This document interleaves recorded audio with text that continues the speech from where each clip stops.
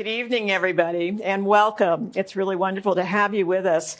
I'm Lonnie Reed, longtime Branford resident, one-time state representative here, and tonight it's my special pleasure to spend a really wonderful conversation with Roberta Gill-Brooks. And is it okay to call you Bobby? Yes, yes, Lonnie, of course it is. Yes, it is. Thank you so much. Thank you for this, and good evening to all of our audience members. Thank you so much for tuning in.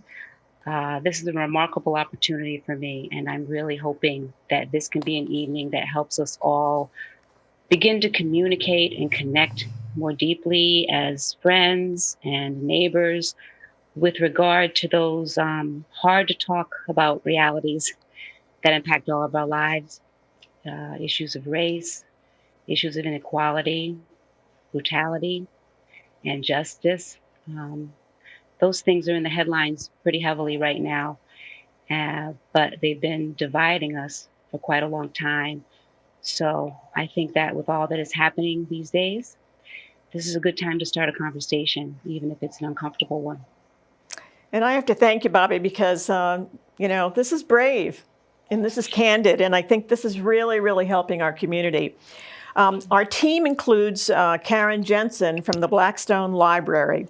It also includes our friend and community advocate, Christine Pittman-Simpson, who's also a clinical social worker. Doug Sisson and Rob Baldo of Branford Community Television are here as well. And we invite you to participate. We invite you to, if there are questions that you're thinking of and you want Bobby to answer them, she will do that at the end of our presentation. But send your questions as they come up via the Zoom chat to Karen Jensen at the Blackstone Library. So, as they come up, make sure that you send those along. So let's get started. As many of you know, Bobby is our elected Branford tax collector. And many people don't realize that her great-great-grandfather came to Branford in 1910. So this has been her family's hometown for more than 100 years. Robert and Dorothy Gill, Bobby's mom and dad, are active in community life. Her dad is a former Branford police chief. And Bobby became the first African-American woman to run for office in Branford when she campaigned for and won the job of tax collector. And when she ran for her second term, and it's amazing when you love your tax collector. I see people giving you hugs, so they love their tax collector. So when she ran for her second term, she was cross-endorsed by both political parties. So at a time when people around the country are either experiencing or opening their eyes to the racism and the injustice and the brutality that exists, issues central to the Black Lives Matter movement, we might assume that the respect and success that Bobby enjoys may have insulated her from all the pain. We would be wrong.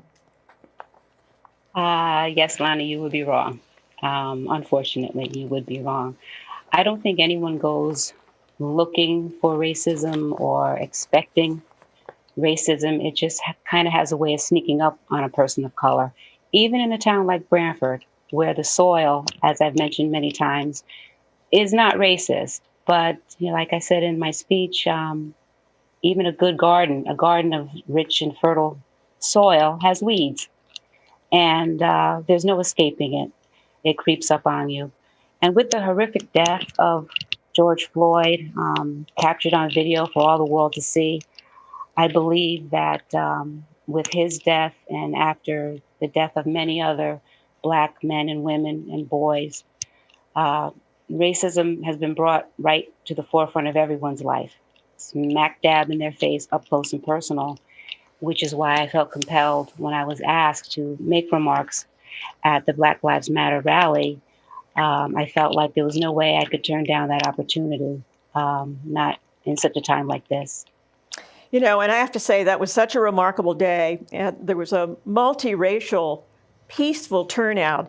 of 800 to 1,000 people throughout the day. And Bobby, your remarks were so personal and so heartfelt and so powerful. So let's view this short excerpt from your appearance and then come back to talk.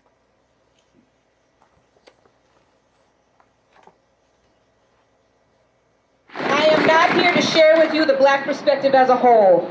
I cannot and will not even attempt to speak for all of Black America. All I can do is tell you how a little Black girl who was blessed to grow up in a town like Branford sees this whole mess from her perspective. Thankfully, I grew up in Branford. My father devoted 44 years of his life working in this town in law enforcement. Thankfully,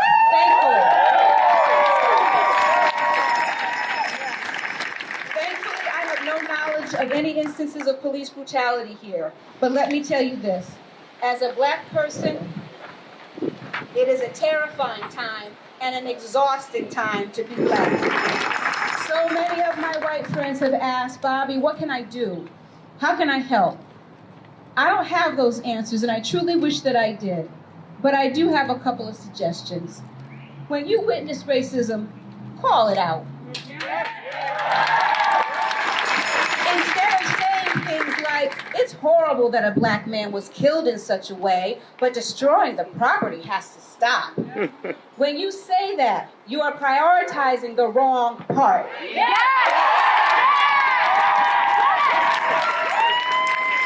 How about saying instead, it's horrible that property is being destroyed, but the killing of Black men has to stop.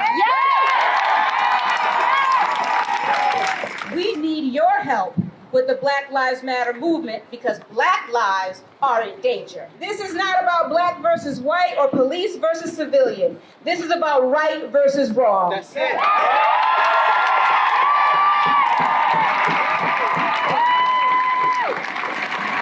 Thank you, Branford. God bless you. God bless you.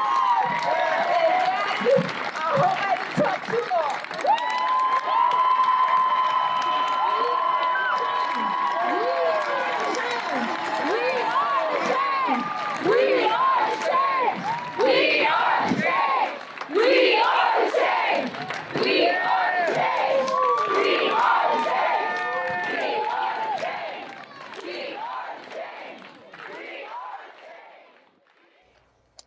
I tell you, every time I see you and your dad hugging like that, I almost lose it. I mean, that is such an amazing moment, and so much was happening in that hug.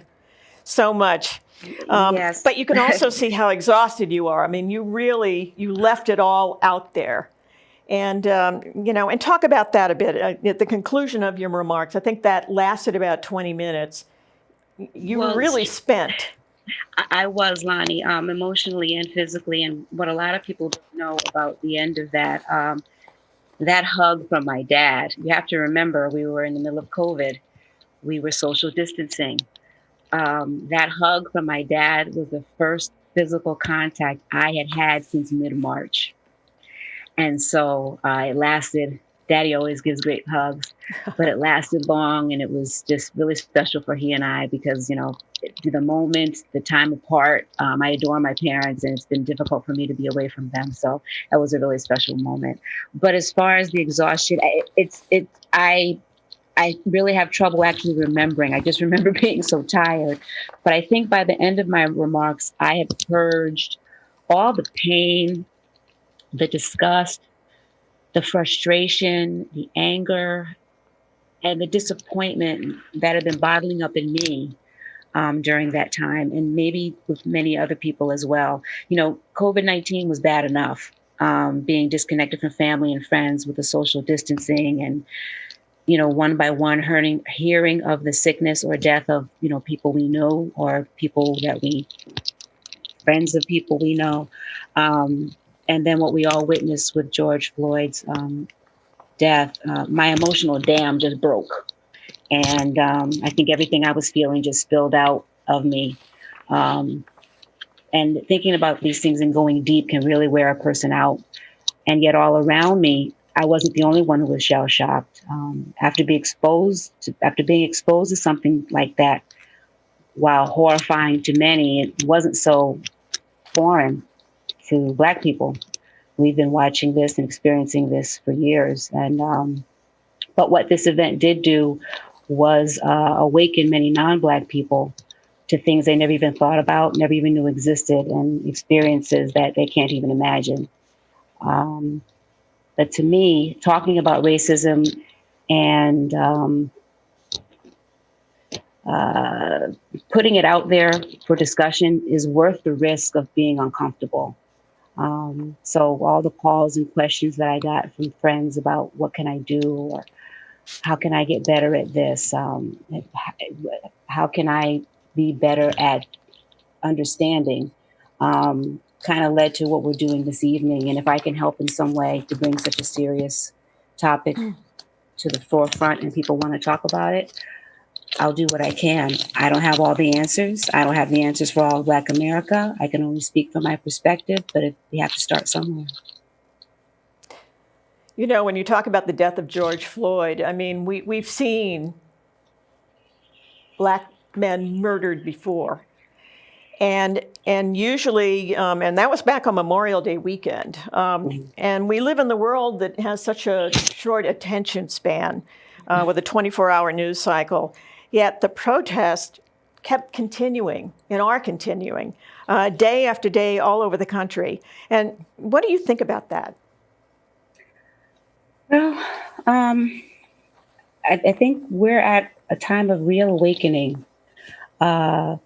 Samuel L. Jackson was interviewed on CNN, and he made a great observation.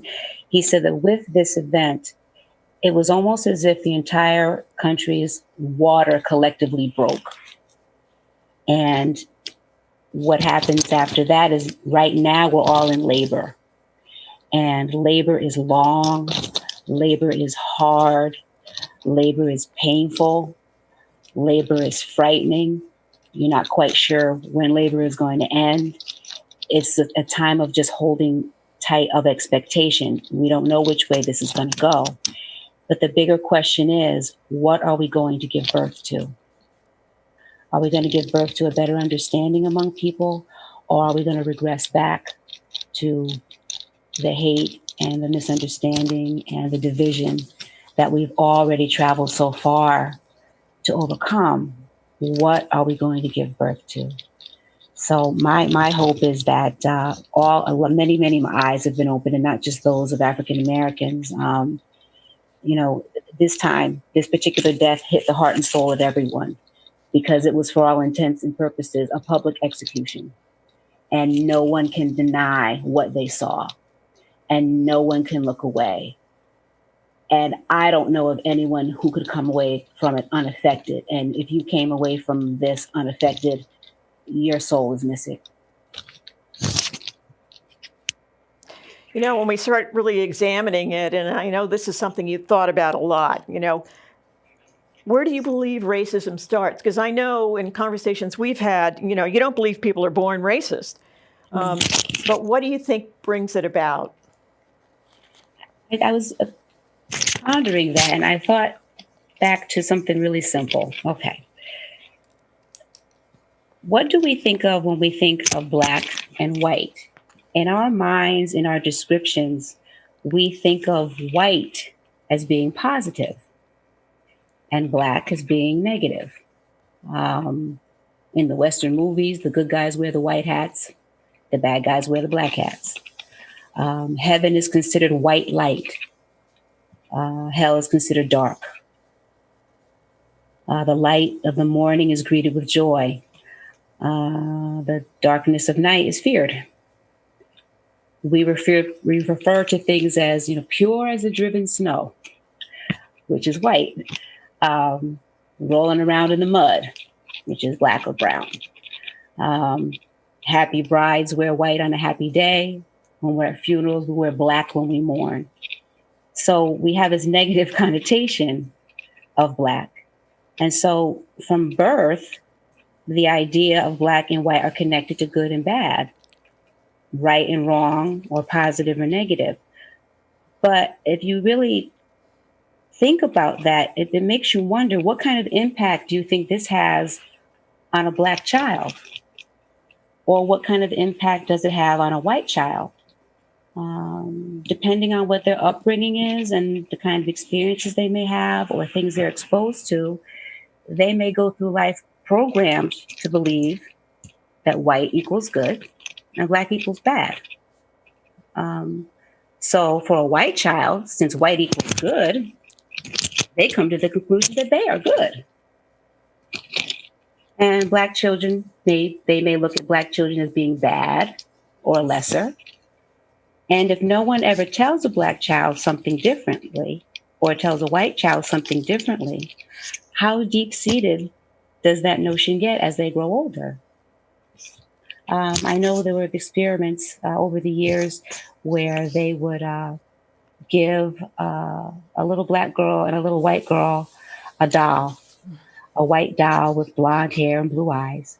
And beside her, they would put a little brown doll with curly hair and maybe a bigger nose or whatever. And they would say things like, which doll is nicer? Which doll is more kind? Which is smarter or prettier? And very often, regardless of the color of the child, the white doll was chosen, even by the black child. And that breaks my heart. It breaks my heart. And for that reason, and many others, black families really have to be mindful to imprint and continually feed black children that black is beautiful, black is smart, black is strong, black matters. And it's important that black children have positive images of themselves. They need to see positive images that look like them. So the heroes of the world, or on television or in the neighborhood or in their life, can't always be white, because then what does that say to them? I will say this, as far as the dolls are concerned, I don't know where my parents found them at the time, because it couldn't have been, I don't know where they found them, but somehow or another, they always managed to find me some brown baby dolls. I don't know where Barbie, Ken, and Skipper didn't have a black friend till Christy came along. And somehow or another, my mother found a black Raggedy Ann doll for me. And I really wonder, did G.I. Joe have a black friend? Was there anybody black helping G.I. Joe out with the fake army? So again, I think something subtle like that is where it might start. And if it's not harnessed or corrected or directed in another direction, or exposed to something other than that, that might be the belief that stays. You know, you speaking just reminds me, I remember a few years ago, and it wasn't so many years ago, where companies like Disney suddenly realized that all the princesses were white. Mm-hmm. and to live in the castle, and you know, and sort of try to expand the diversity and the personalities, you know, to bring mm-hmm. different, not only features, but different perspectives, different spirits to right. characters, is because it was totally lacking. It wasn't yes. there at all. So, yes. I mean, true. I think it's really important to keep the pressure on the entertainment industry to mm-hmm. keep mindful and, you know, keep plugged in to what we really look like as a country. You know, and speaking of that, because I think, you know, a lot of us feel that we sort of, it's us and them. So it's like those white people are racist, not me. And I'm wondering if you've had any observations along the way of things, of people who don't just assume that they don't have one racist idea or thought, but they might have said something, or there might be some behavior. Have you made observations like that? Well, you know, there's a difference between your overt, you know, racism. You know, you don't have to go around using the N-word to necessarily be racist. You don't have to be unable, like some of our politicians, to utter the simple words that Black Lives Matter to be considered racist. But do you hold, you know, implicit bias? Yeah. Do you believe that all Black people are lazy? Do you believe that most Black people are not as intelligent as white people? Do you believe that Black people are bad with their money? Do you believe that Black people are irresponsible sexually and just go off and have babies to be on welfare? Or something even simpler, is it a surprise to you to see someone Black in a position of power? My dad tells a funny story of a few times it happened with him as chief or deputy chief at the Branford police station when one of the Branford citizens may have come into the station and stepped to the desk sergeant and asked, wanted to have a conversation with the chief. And the gentleman would call down to Dad's office and, Chief, Mr. So-and-so would like to see you. Dad would say, sure, send them down. And he could hear them directing them down the hall, second door on the left, whatever. And Dad said there were, a nice few little times when the person got to the doorway, looked at the door, saw Dad sitting there and sort of, looked up at the the sign on the door to make sure they were in the right place. That surprise of seeing him there. I get it a little at the tax office from time to time. I've had situations where taxpayers have come in maybe with a complaint or a misunderstanding, and I work the window a lot. Come to the window and say, I would like to talk to the person in charge. Okay, how can I help you? No, not you. I want the person in charge. I am the person in charge. And then there's that pregnant pause and that slight blush of, oh, okay. So that doesn't necessarily make you a racist, but, are you just having underlying misconceptions about Black people? So, I'll hear people say often, well, I'm not racist. I have Black friends. Well, do you have Black friends or do you have Black people you know? Because there's a difference. Have you ever visited a Black person's home? Have you ever had a Black person visit your home that wasn't collective with a bunch of other people for a meeting or an event? Have you ever spent the night in a Black person's home? Has a Black person ever spent the night in your home? And this goes for Black people too. Have you ever anybody white in your home overnight? Have you ever anybody white over for dinner? Growing up here in Branford, my brother and I were exposed to it all because, our family is Black, but we lived in a white community. So I did spend the night a few times at a friend's house and did a time or two have a friend stay at mine, but that's not necessarily every Black person's experience. And that's not necessarily every white person's experience. But, have you ever wandered into a Black establishment for business or a restaurant? Have you ever been the only white person in a room? Because I cannot tell you how many times I've been the only Black person in a room. And, if you walk in and you're the only white person, are you afraid? Are you uncomfortable? So again, it's just the unknown. I think exposure and experience of new things and different cultures is what opens up minds and erases fear. My father used to say that how your children see the world depends upon what you show them. And I think that it's, important to be exposed to things and understand that you may be holding some biases that you don't realize.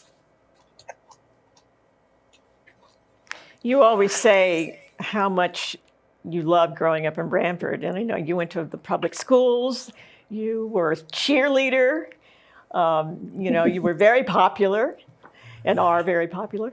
And so sometimes, I think when you talk about it, it was such a wonderful childhood. And of course, I adore your parents. So that's everybody adores your parents. And But I know you said along the way, even as a little girl, you began to kind of see an inkling of some, not just that your skin was different, but that created a cause for concern sometimes. And I remember you told me a story. I'd love you to share it with everybody about how you love to wrap presents and make them all gorgeous, and you love to go to birthday parties, and this sort of one time you were going to a wonderful birthday party and you suddenly realized that your mother was hanging around just to make sure everything was okay. Do you want to tell that Yeah. story? Yeah. That's my kindergarten picture there. Oh my goodness. But I can remember in grammar school, second grade, third grade, being invited, to a birthday party or a slumber party and being so excited to go. And my mom would always help me wrap my gift very perfectly. I'm a nut about wrapping gifts and making them very pretty. And she would pack me up into the car at the appointed time to take me to the party. And I would jump out of the car with my gift tucked neatly under my arm and my backpack and my slumber bag, my slumber party bag, and very bravely go marching up the walkway to my friend's house and ring the doorbell and have the mother or the father answer the door with, again, a pregnant pause of surprise because they didn't know that their daughter had a Black friend. And not knowing that, mom was, well, is she going to be okay? Are they going to treat her all right? She would always say, call me if you need anything. If you want to come home, you can come home. Never happened. Never had to call her. But I had to wonder what they were thinking, sending me out, not knowing if I would be treated right. And I always was, but I always did feel a little different. My hair was different. My skin was different. Just the normal things you do just with daily care of Black skin versus white skin is different with things you have to do. So, those things would come to light in a situation like that where I was around all of my little white girlfriends. And then there'd be the questions, well, why do you have to do that? And what is this? And, that's where you're getting to that age where you have to start explaining it. And you had to be comfortable explaining it and not feeling like you were on display or feeling like you weren't in a museum. But it's an adjustment. It was an adjustment. So you got good at answering questions? Oh, yes. Oh, yes. Oh, yes. Did you put together a little? Did you have a little? Well, and the thing is that's one of the things that people have said that, a lot of times folks want to ask questions, but they don't want to ask the wrong question. Mm-hmm. They don't want to be accidentally offensive. They're not sure if they're going to be offensive, so they'd rather not ask. But, we've got to get past that too, because we're never going to learn anything if we're not brave enough to ask. And on both sides of the picture, people have to be patient and understanding that if someone is genuinely interested and genuinely wants to know, you have to try to put yourself in a position of being genuinely gracious enough to answer. It's always impressed me that you believe that, because all of us are individuals, and you make the point, you're not speaking for, so I always say, I'm not speaking for every aging white woman. And, that there's uniqueness among all of us. But it's always impressed me that you have said, even if it gets awkward, even if people feel, should I go there? But I care, and I want to be helpful. I had a friend of mine, a Black friend, and somebody I've worked with for about 1 million years, say to me one day during all of this, she's in New York, and I called her, and she was having these feelings you are. She's always been successful, and she's done very well, but it was the same, going to that same place and worried about her son. She has a son. And I said, I don't remember us ever, we're alluding to it, but I don't ever remember us talking about it. And she goes, Lonnie, you have no idea how we often protect our white friends. We protect them because we don't think that they're really going to fully understand because they're white, and they don't have that sort of experience of 24/7.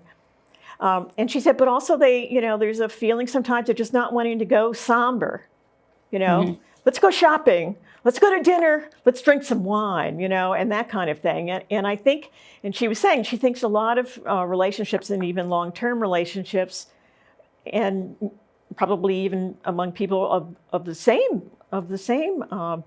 ethnicities, don't want to talk about a lot of real stuff sometimes. And so you've always said sort of tread lightly, but try to go there, because we really need to have these conversations. We do, especially now. It's the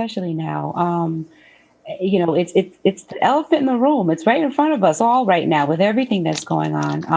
It's unavoidable. So let's, figure out what we're going to do with this elephant. There's no point in ignoring it. Let's talk about it, even if it gets painful. So you talked about your childhood, and then there were the parties and this and that, which were fun, So you really, as you always say, that you love Branford, and you've had a wonderful time. But you said as you got a little older, you began to hear your father give the talk, and it's not the talk that we often think of, the talk about romance and all of that. That this is a serious talk to your brother and your cousins. This is something that every Black parent has to have this conversation. And so talk about that phase when suddenly you realize your kids are growing up and they're going to learn to drive and they're going to socialize elsewhere. Well, I look at that picture of our whole family, and I look at those beautiful little boys, and everybody was pretty young in that picture. But what strikes me is, at what point, at what age, at what height do young Black boys change from being cute little Black boys to young Black men that people are afraid of? Is it when they reach a certain height? Is it when they reach a certain age? Is it when they, their voice changes? What is it? Because we still see them and revere them as the little boys we love. They're just growing up. And it's at this age that, Dad and my brother started, talking to my nephews, Jermaine, Jason, and Jarrell, and my boys, Tevin and Kyle, about, their behavior. Don't stare at people too long. Don't, get a receipt, even if it's for a pack of gum. Don't touch anything unless you're going to buy it. Don't play your music too loud. Don't wear out your welcome. Make sure you say please and thank you, which, trust me, in my family, you had to anyway, but they still reminded us.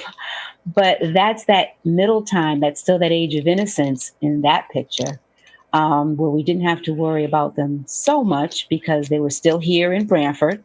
Their grandfather was the deputy chief or chief of police. So, in Branford, they were fine and they were known. But, it wasn't going to be long before we were going to be sending them out in the world. And then things change. And you said your dad had a letter. He wrote a letter? And rules? Yeah, he did. Dad wrote a letter. This was around the time of the Trayvon Martin incident. And Dad wrote a letter from the standpoint of a loving grandfather, but also a police officer. So he knows both sides of how this works. And he sent it to all of his grandsons, and it was a beautiful, beautiful letter. I'll just read a few little parts of it to just express his love and his seriousness. But there's just this one particular paragraph. He says, you are aware of the times you are experiencing at this point as Americans, and most important for you as young Black American males. You have been raised as Americans, and just that fact alone was supposed to have been settled long ago. I am sorry, my sons, but it has not. You were blessed to be born and raised in this country with all of its gifts, but you also inherited as Black men a curse that not a majority, but still too many white people still cling to. That is, despite all the progress made in race relations, you as Black men especially as young Black men, are just a little bit different negatively, and they feel they have the right to look at you as such. My purpose here is to get you home alive. You certainly have seen and know the many times that young Black men have been stopped by police or others claiming that they had the right to stop you for suspicion. In too many cases, that has led to death or serious injury because of the reactions of the young Black male. And then Dad went into a series of do's and don'ts. I'll just read a few of them. Whenever you're stopped by the police, whether you believe it's legitimate or not, do whatever you are told to do. If you are directed to submit to a search, do it. Immediately announce in a clear and loud voice, I am not armed.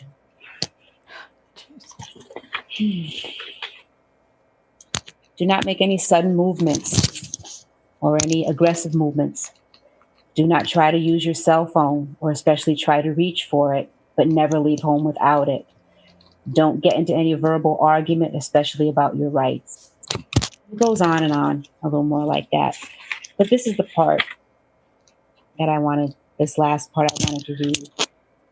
He says, regardless of how wrong you may feel, you must do whatever you can to prevent anything from reaching an escalation point. Never, ever give any officer the chance to believe that you are about to attack or to run, because either case could provoke the use of deadly force.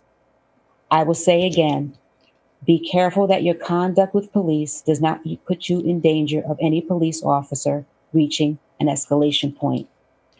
Please read, learn, and listen, my sons.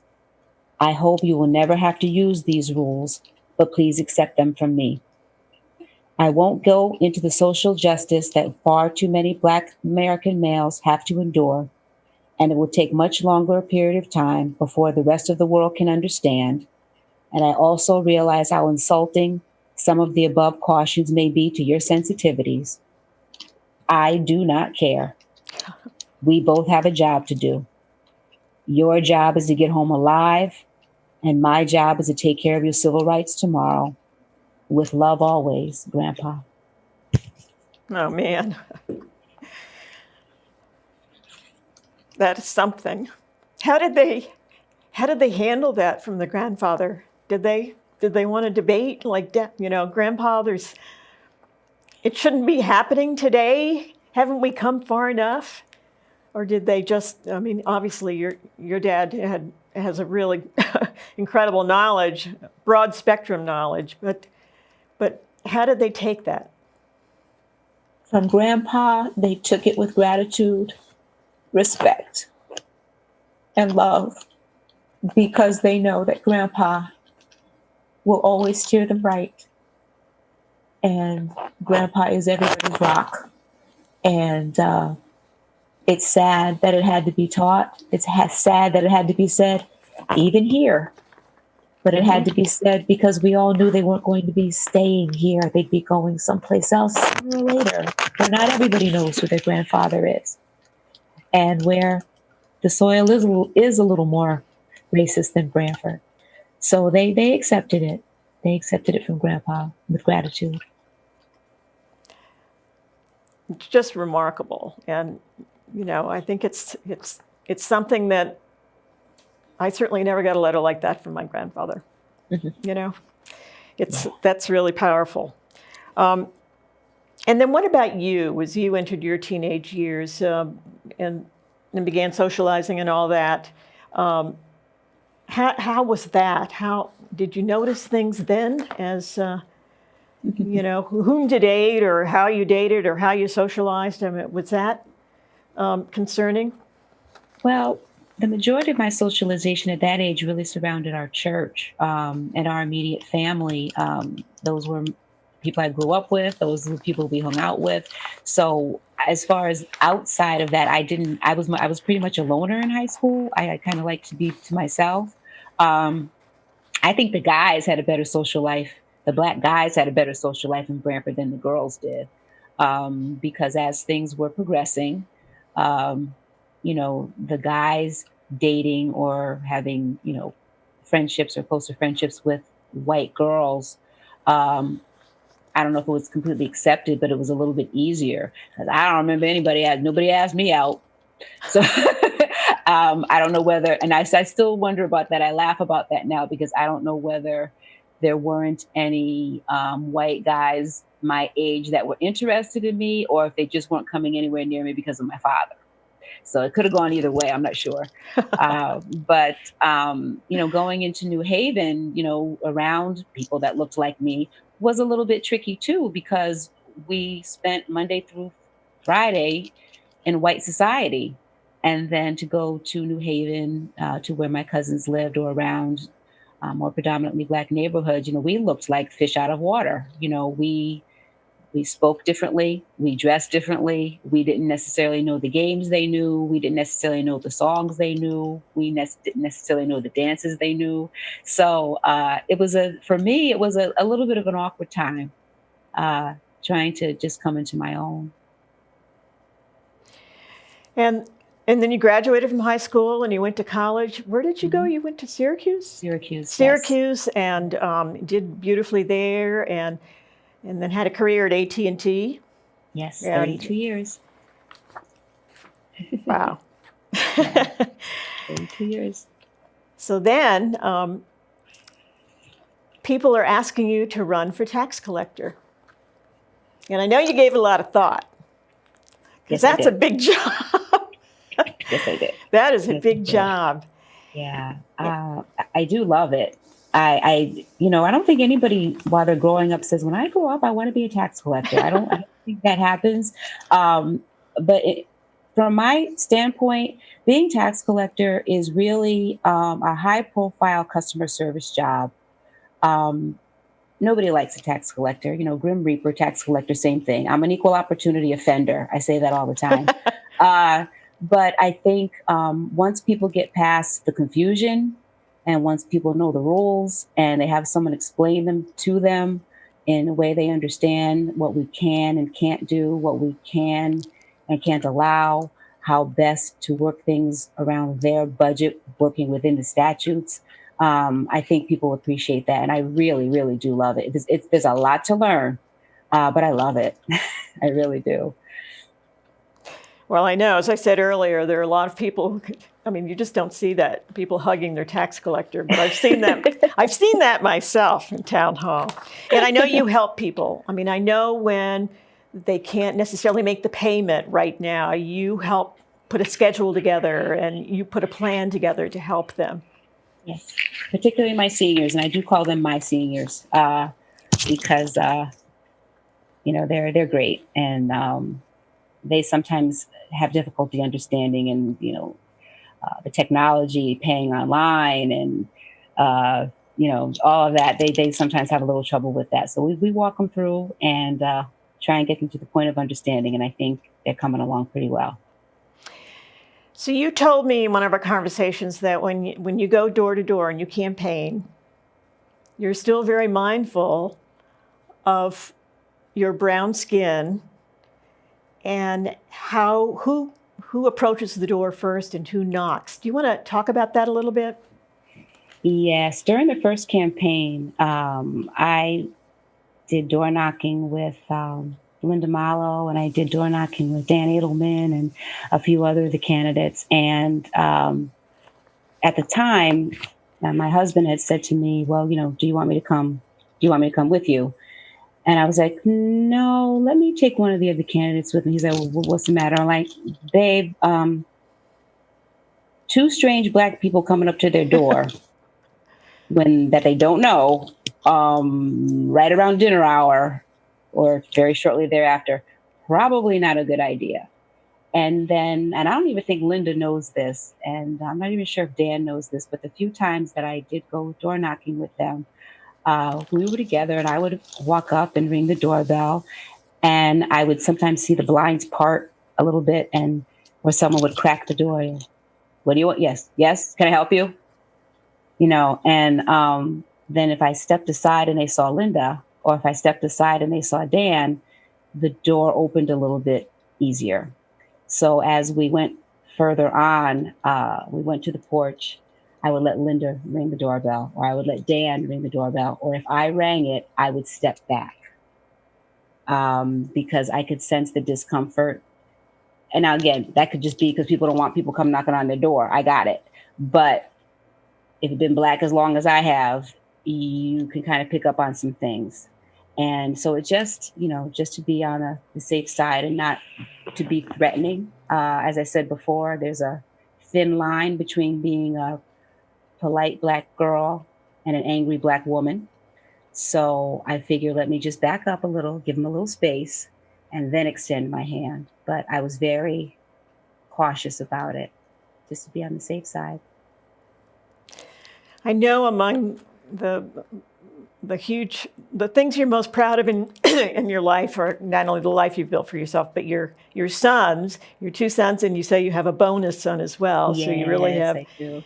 3 sons. And I know we were talking about, what's been going on in the country and the death of Trayvon Martin, who was just going back to a friend's after going to a convenience store. I was 17 years old. Ahmaud Arbery, age 25, was jogging and happened to jog down a lane that was part of a white neighborhood. And I know you say to me that as this stuff builds and as the culture seems angrier, you think about your sons all the time and worry about them and your nephews. And you want to talk a little bit about that? I mean, knowing that your sons are out there in the world, living their lives, doing beautifully. And I think you said also that one of your nephews was pulled over in California. Yes, my oldest nephew, Jermaine, was actually pulled over, mistaken identity, down on the pavement, face down, guns drawn, which was the catalyst for Dad writing the letter. That was really how that came to be. I worry about all of my guys. I worry about all the men in my life. My nephews, Jermaine, Jason, and Jarrell, and William. My sons, Tevin, Kyle, and Teddy III. They're the most mild-mannered, polite people you could ever meet. But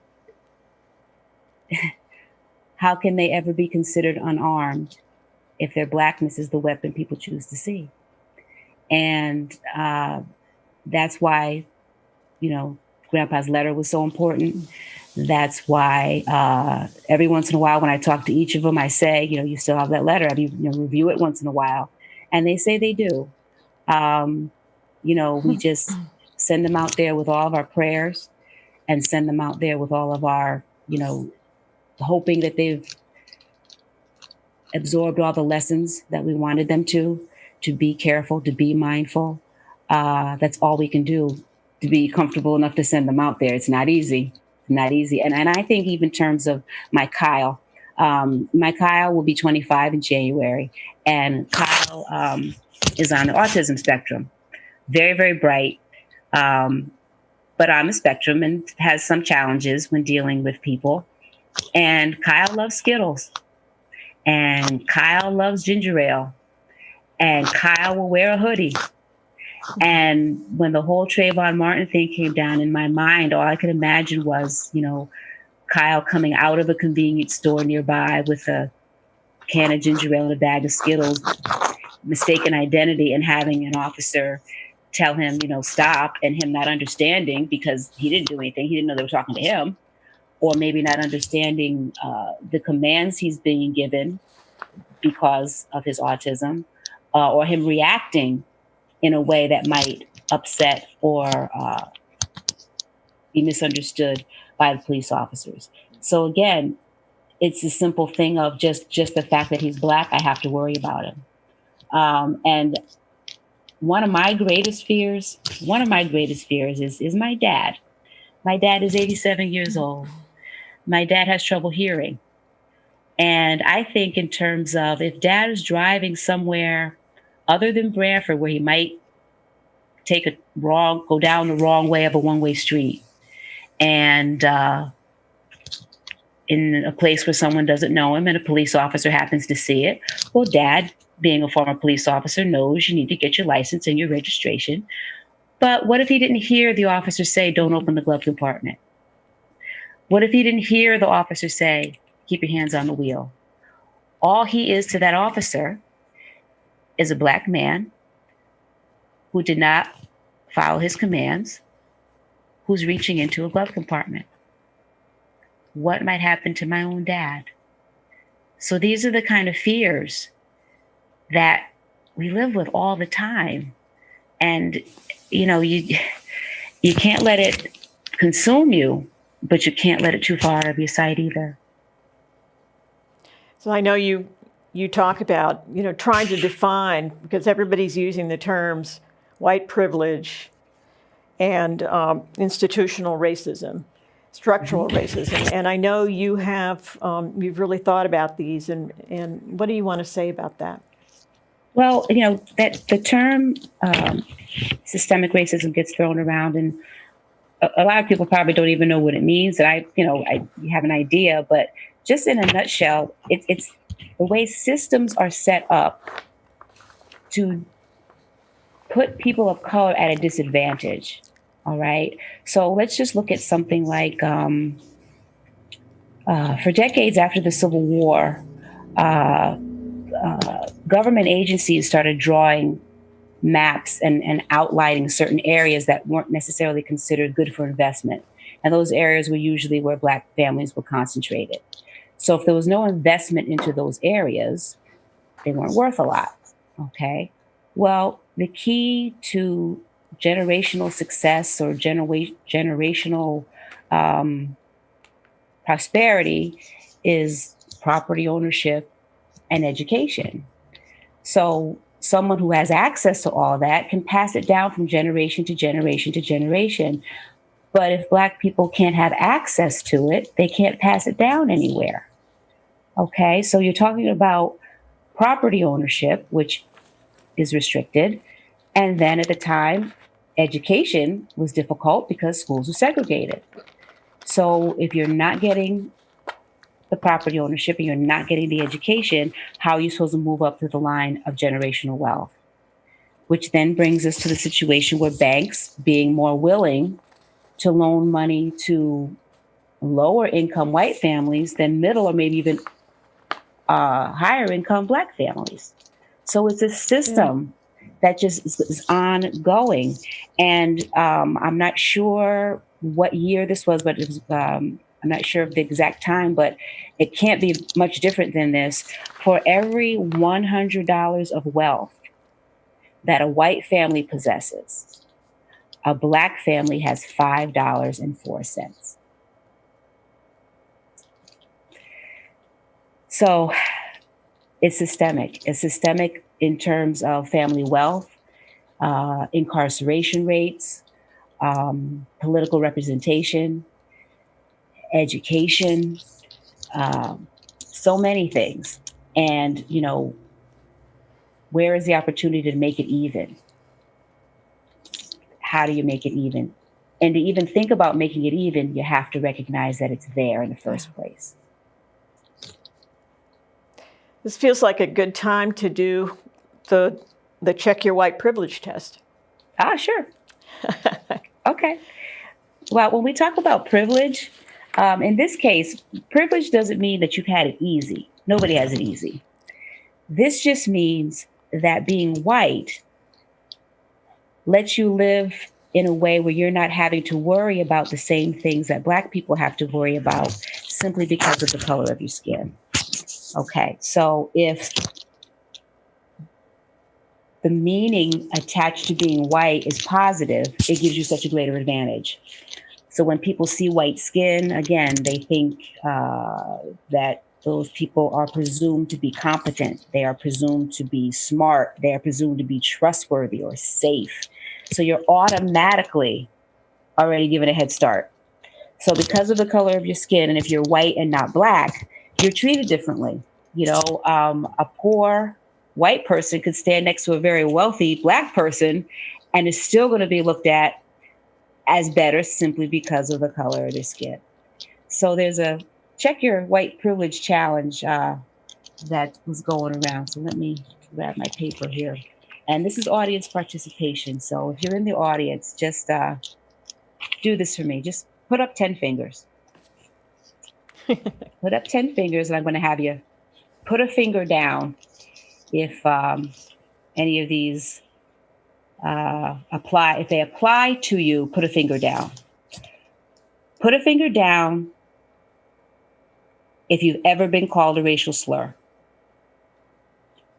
Put a finger down if you've ever been followed around in a store unnecessarily. Put a finger down if someone has crossed the street to avoid passing by you. Put a finger down if you've had someone clutch their purse as you walked by. Put a finger down if you've had someone step off an elevator to keep from having to ride with you. Put a finger down if you've ever been accused of not being able to afford something expensive. Put a finger down if you have ever had fear in your heart when you were being stopped by the police.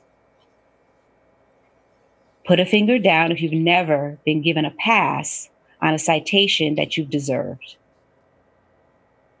Put a finger down if you've been stopped or detained by the police for no valid reason.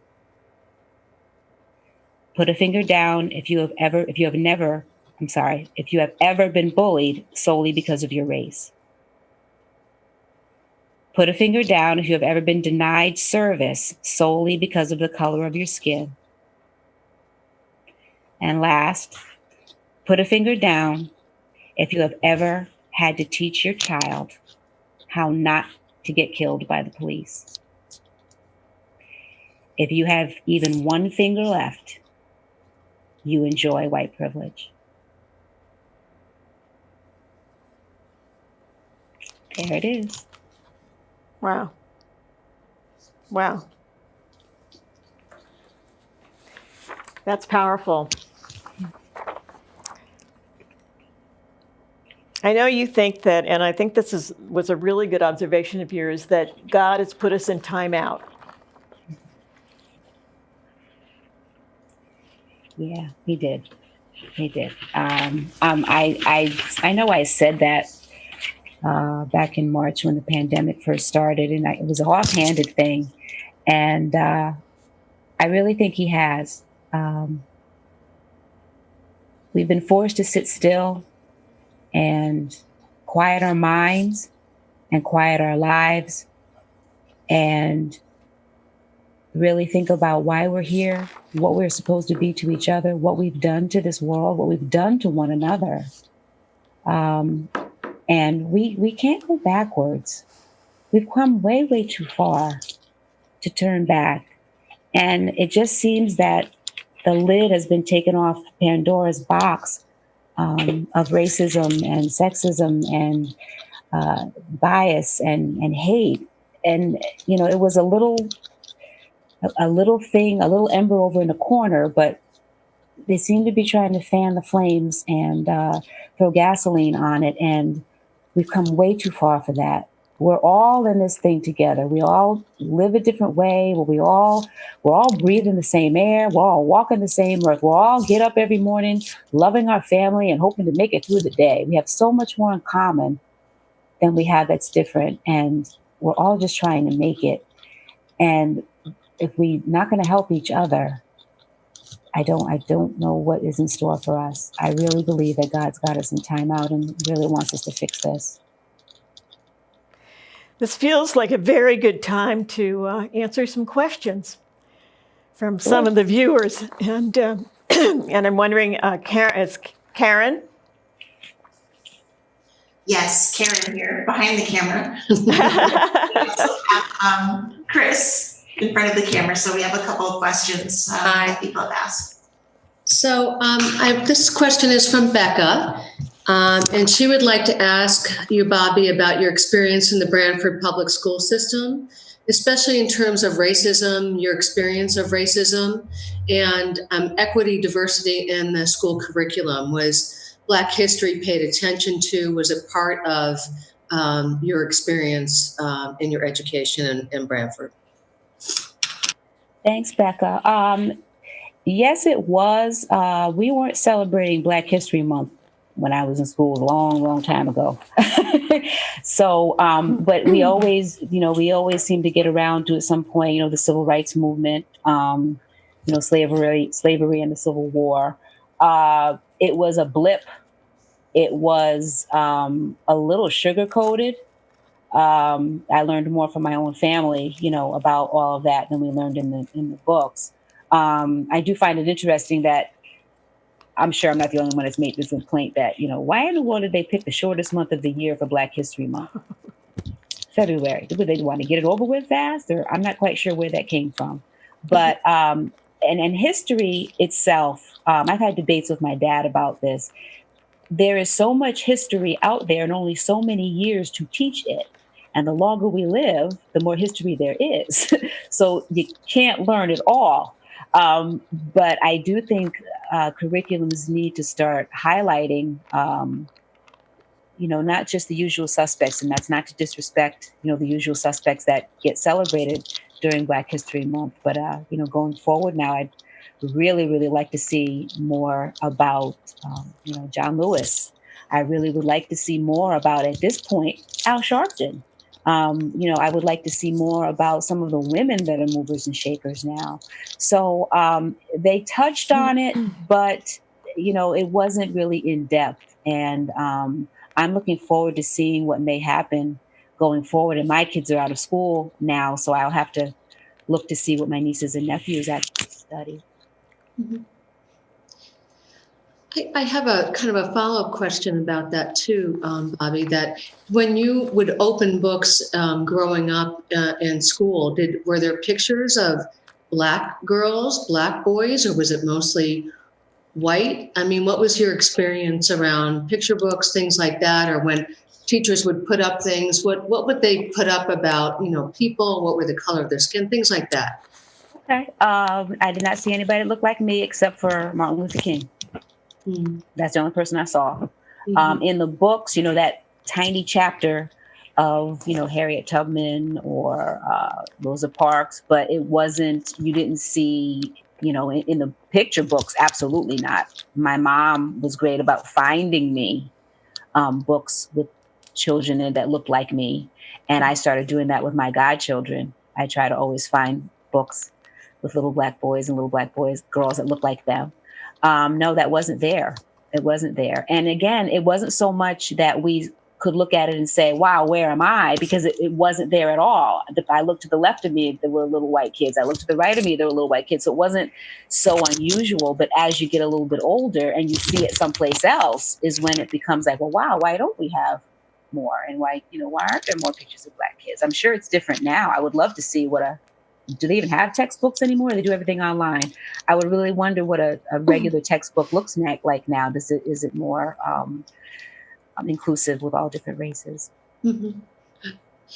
So this question is from Chris. He asks, or she asks, I'm sorry, I don't know the gender of the person. He wants to know, we would welcome suggestions for how to talk to white people about systemic racism, how to raise the topic, how to address it, especially if people are not open to the conversation. Well, one thing I have learned is that you can't plant a seed in soil that's not going to accept it. Mm-hmm. So it doesn't really make a whole lot of sense to try to hammer something into someone who doesn't want to learn it. So find an open mind, and then there's a lot of it's a catchphrase now. So there's many books, many articles, many comparisons that you can find. There's a really great one, a YouTube. I think it's called Systemic Racism Made Easy, and it's a little cartoon one. It just talks about a little boy named Jamal and his friend Kevin, and how they've grown up differently, and what their life was like, what their family's life was like generations before. That's a good one. But Chris, you can't try and talk about it with someone who doesn't want to open the mind to hear it. You'll only get disappointed, and they'll only get mad. So. Okay. This is from Adam. First, he wants to thank you for sharing your insights and anecdotes. And we all appreciate that as well. He would like to know, how do you anticipate the results of the labor that you spoke of the country is going through now? How do you anticipate those results? Are you optimistic that positive things will result from people going through kind of checking themselves a little bit now? Do you think that things will move forward? I have to be. I have to be. I have to be optimistic. John Lewis just left us. John Lewis was the last remaining speaker left from the March on Washington. I have to be optimistic. This is either going to make us or it's going to break us. We're either going to burn ourselves down to the ground, or this is the turning point. Mm-hmm. I'm not that it will happen overnight, but I'm hopeful of the generation behind us because they are strong, they are vocal, they are open-minded, they are accepting, they are really, really brilliant. And we have to remember that they are, and they are the young ones that are going to be up and coming. And we have to listen to them a little more. That's where my hope lies. That's where my faith and my optimism lies, is in the next generation. Mm-hmm. I have a question for you, Bobby. You talked a little while ago about white privilege, and especially when you talked about the privilege that maybe I have, for example, going into a store. I don't have to save a receipt for a stick of gum because I'm not really worried that somebody might accuse me of stealing it. That was your kind of intonation. And I'm wondering, what examples of white privilege or privilege do you think that white people have that you don't have? That, like, I can walk away from something that you don't have the privilege to do that. And I'm just wondering if you could give more examples of that in your daily life. How does that work for you? And how can we do better to understand that for you and for other Black people of color? Wow. The problem with that is it's just so subtle that it's all around you, but it's hard to point out. I know that might sound a little vague, but I am especially careful of how I speak to my customers. I am especially polite. I can't just, if they yell at me, I can't just yell back, partly because being a town official, you can't do that. But also I'm a Black town official. I can't do that. I'm very careful to, make sure that I'm in a store. I'm my hands are out where people can see. I'm, not standing too close to people. Nobody's standing close to anybody right now, so that probably doesn't work. But I'm just cautious and mindful of my how I'm speaking to people, how I'm carrying myself. I can't afford to be sloppy. I can't afford to be miffed. I can't afford to be rude. Mm-hmm. I can't afford to be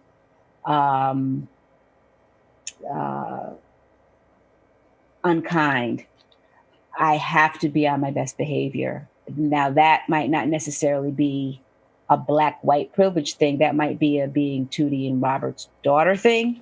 But that I'm always just cautious. I'm always mindful, I should say, of the fact, especially in my position now, I'm mindful that I am Black, and a lot of people are not used to this. So make sure you are a professional, make sure you are kind, make sure you are fair, make sure you have it together. Mm-hmm.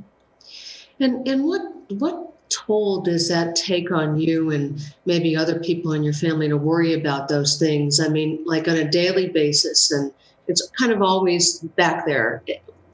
That's a lot of energy to use, and how much stress do you think that puts on you and other people that you know, and what the toll that it takes on your life, I guess, as I'm asking. And that's so hard to answer, Chris, because again, when you carry it all the time. So it's not like you put it down to be Yeah. able to say, now I have to pick it back up. You just always have it. So you just get used to carrying it. You just get used to doing it. So you just do it. There's no, well, I'm going to take a break from that because you can't. There's no, well, I'm not going to worry about that today because you can't. It's just there. Sometimes it gets heavier than others. Like now, like I said, it's an exhausting time to be Black right now. You're thinking we've made Okay. such progress and things are, regressing. It is stressful, but it's just what you have to do. You can't lay down and say, I'm not going to deal with it today. You just have to keep pushing. As my brother would say, you just have to keep pushing that rock. Have to keep pushing the rock. We have a question from Celia who asks, how do you see Branford changing? How do we shepherd our town thoughtfully into a better future? I see Branford changing. There are probably more Black people living here now than there ever were when I was growing up here, and which is nice to see. Any other time we all grew up knowing everybody. My father's contemporaries and my mom's contemporaries. We were all friends in and out of each other's homes, and everybody knew everybody. But I'm grateful to see some people that I do not know. That feels pretty good. I would like to see more Black teachers in Branford. I wonder sometimes if what my educational experience, how different my educational experience would have been had I had one Black teacher. I have never had a Black teacher. I wonder about that. I think that would be wonderful not just for Black students, but for white students. That a Black male teacher, especially, you're seeing a Black male in a role that, other than seeing him with his hands behind his back, handcuffed, somebody holding his head, putting him down in a squad car. Mm-hmm. I'd like to see that. Okay. We have a question from Rick, and he asks, I'm going to change the question a little bit, but he asks, were you ever called a racial slur?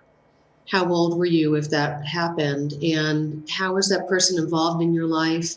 What impact did that have on you? I was called the N-word in 5th grade at Branford Intermediate School. And believe it or not, the kid he's not a kid, he's a man now. He has come to the tax window a time or two. And I don't know if he remembers it, but I do. It stung, but, my life wasn't wrapped up in that. And it sounded like it was just a new word he was trying out.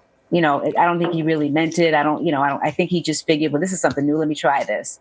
And that realization, of course, came with maturity. But it stung because that wasn't something I'd experienced here. I've had friends, we go places, we go to restaurants, we go here, there, and everywhere. And, it just out of the blue, why did you just decide to do that? And it stung. I can't imagine what it would have been like to hear that all the time, to living in a life where you heard it all the time, or where, that was, segregation, Jim Crow. I can't imagine what that must have felt like, but it stings. It stung. And, to hear it now, luckily I haven't been called it, at least not to my face. But it does stick with you. Mm-hmm. Have you ever felt unaccepted because of the color of your skin? Not in Branford. I won't say unaccepted, not in Branford. No, I've been very fortunate here. Very, very fortunate here. And like I said, I can only speak for me. I'm sure that other people that maybe have come to Branford since, my cousins maybe that lived in New Haven, that maybe moved to Branford, may have felt differently because their experience, their exposure to white people was different. So they may have just been wary, and they may have thought they saw racism where it really didn't exist just because of their lack of exposure. Or maybe I was just oblivious to it. But no, not here. Thank goodness. When you walk into a meeting or something, how does it feel to walk into a room full of white people? Especially or white men, and what is that experience like for you, and how do you manage that? After I did it the first time, it was easy because I believe for some of them, they're a little disarmed, which empowers me a little bit. I turn it up a notch. I remember whose daughter I am. I remember whose sister I am. And in that moment, I remember whose mother I am. Mm-hmm. And I step up and I do my thing. Mm-hmm. And watch them squirm.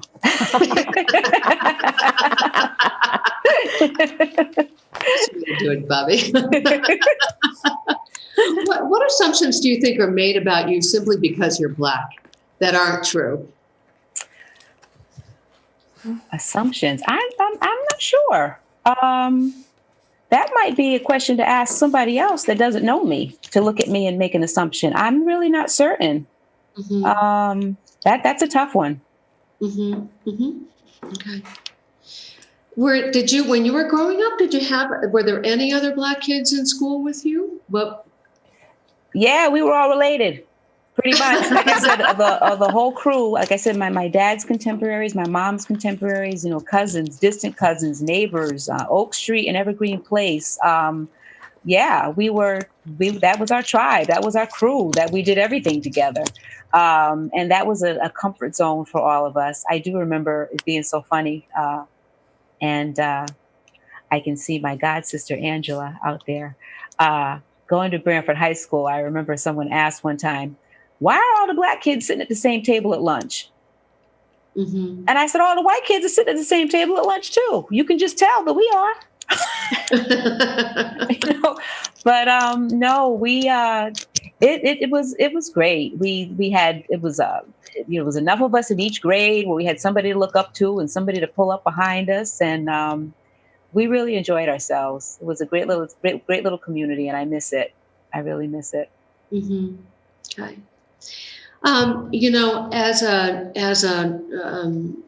As somebody who's has a kind of a platform and here, what would you suggest?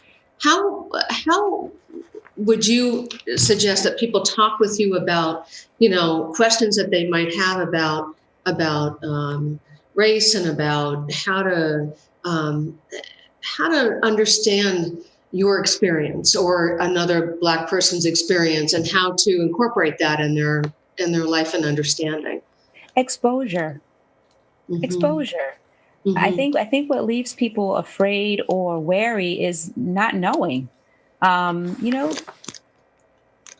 visit a Black restaurant. Go visit a Black church. Call me.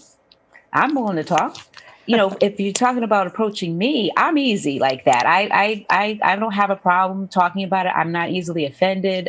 Because if someone is sincerely coming and asking because they want to know, I'm happy to share with them. And even if they're coming at me nasty, I'll still share with them. I might share it differently, but knowledge is power. And I think we just have to get past the fear or the embarrassment or it's late in the game for that. It's too late in the game for that. And too much is at stake. We got to let some of that go so we can, get this thing fixed, get this world right, get this craziness out of the way. Because it's just holding us down. It's just keeping us back, and it's unnecessary. And, like I said, we all do the same thing every day. We get up, eat, breathe, and hope to see another day. Love our husbands, love our wives, love our children, love our families, work hard. We're all doing the same thing. I'm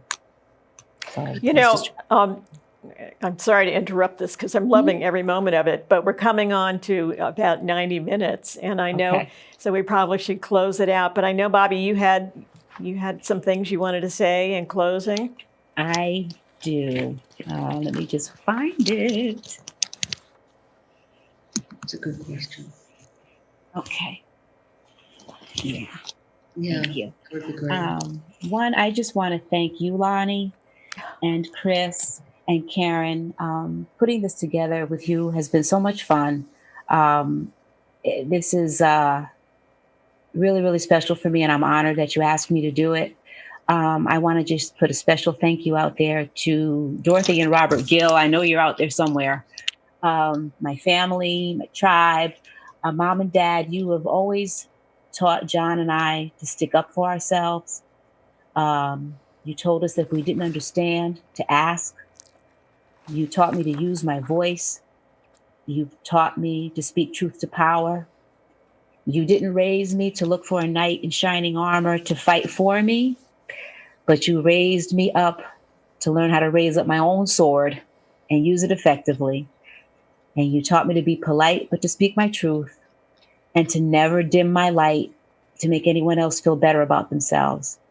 So Mom and Dad, this little light of mine, I am going to let it shine. And I love you more than tongue can tell. Thank you. Well, this has been an incredible experience for all of us, and I thank you for really spending the time and to opening yourself up, because that's hard. That's hard, and that's so brave of you. And you're absolutely right. If we don't start having these conversations, we're not going to fix what's broken. So thank you. And I want to say to everybody, welcome. I'm so glad that you joined us. And thank you for tuning in. And you really need to stay engaged. Karen Jensen and the Blackstone Library, we've been, and actually Bobby's recommended a lot of them, putting lists together of books and documentaries and all kinds of information that is helpful in this area. We're also going to have ongoing discussions and on these and other critical community issues. And BCTV is also joining forces with the Blackstone to produce more community conversations, where you can participate as well. So if the spirit moves you, I should say, there's always an ask, right? We would love a contribution to your community television station, BCTV. We would appreciate it very much. And please just stay engaged with all that we're doing in this community, and stay safe, and good night. And as Bobby has taught us, we are the change. So thank you. Good night, everybody. Thank you so much.